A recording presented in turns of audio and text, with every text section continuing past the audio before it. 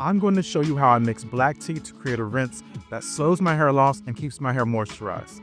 A cheap, natural DHT blocker will be a holy grail of hair loss, and scientists are looking in every corner of nature for such a compound. But while they're searching, there are still natural options you can use to fight hair loss and max look your hair. Black tea is promising. It can support hair growth when applied topically, but most scientific proof comes from the lab instead of clinical trials on the tea itself. The active ingredient of tea is caffeine, an antioxidant found in the tea. Caffeine is known to block DHT and stimulate circulation. In vitro studies suggest caffeine can stimulate the production of keratin, a protein that makes up hair, and it can lengthen the growth phase. And if you're getting up in age like myself, tannins in black tea can temporarily darken hair and add shine, letting you conceal your grays. For everyday use, I steep 1 black tea bag in 1 cup of boiling water, let it sit for at least an hour until it's completely cool, and put it in a spray bottle. I then add a few drops of lemon and that's it. I keep this in the fridge and replace it about every 2 days. If you're using black tea to hide grays, first wash your hair with shampoo to remove oil and product buildup. Pour the tea into a spray bottle, section your hair if you can, and spray it directly onto the hair. Cover it with a shower cap and leave it for 30 to 60 minutes, and use this mask once a week. Rinse thoroughly with lukewarm water and follow up with a leave-in conditioner,